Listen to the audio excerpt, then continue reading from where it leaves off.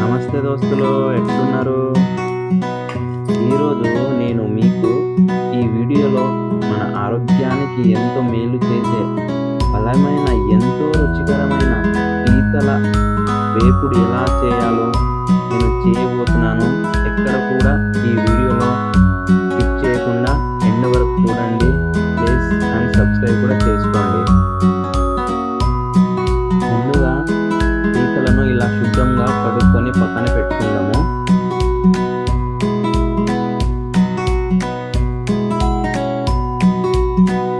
అందులో కొన్ని వాటర్ పోసి రోకలిలో మనము గ్రేవీ కోసము కొన్నిటిని ఇలా నున్నగా రోకలితో దంచుకోవాలి.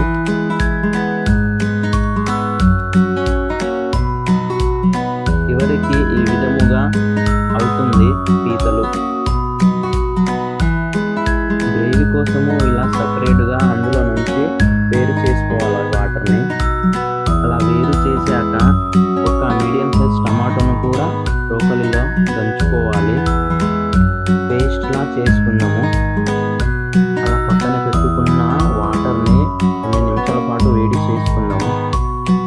అందులోనే కొన్ని పీతలను యాడ్ చేసుకుందాము. చాలా టేస్టీగా ఉంటుంది ఇది.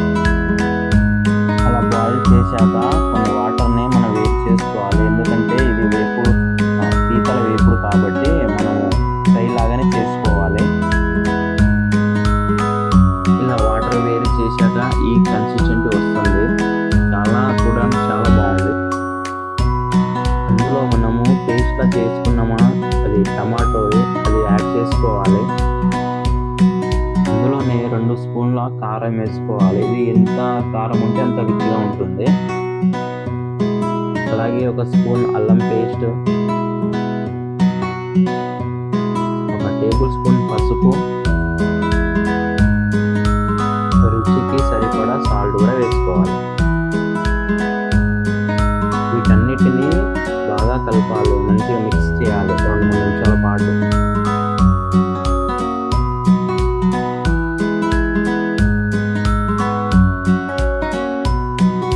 ఇప్పుడు ఫ్రై చేయడానికి 1 టేబుల్ స్పూన్ ఆయిల్ వేసుకుందాము.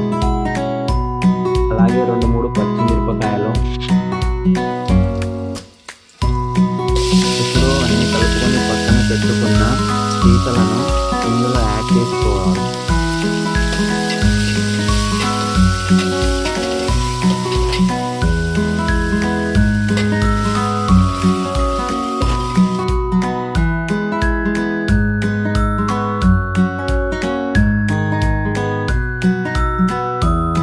ఇలా 8-10 నిమిషాల పాటు మూత పెట్టి పక్కన పెట్టుకోవాలి. తర్వాత అందులోనే కొన్ని వాటర్ని యాడ్ చేసుకోవాలి. వాటర్ యాడ్ చేశాక ఇలా కన్సిస్టెంట్ వస్తుంది. అందులో కొన్ని మిరియాలను కూడా వేస్తారు. సో పౌడర్ కోసం ఇలా చేసుకోవాలి.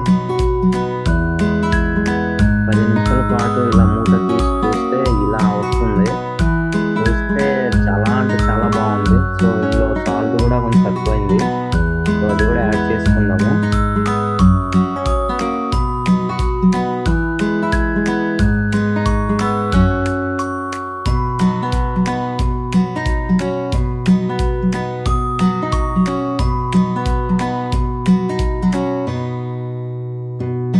అంతేనండి, ఎంతో సింపుల్గా చేశాను. చాలా అంటే చాలా బాగుంది. ఒకసారి మీరు కూడా ట్రై చేయండి. జొన్న రొట్టెలతో తింటే చాలా అంటే చాలా టేస్టీగా ఉంటుంది. Okay, bye bye. Please subscribe, like, share and comment please.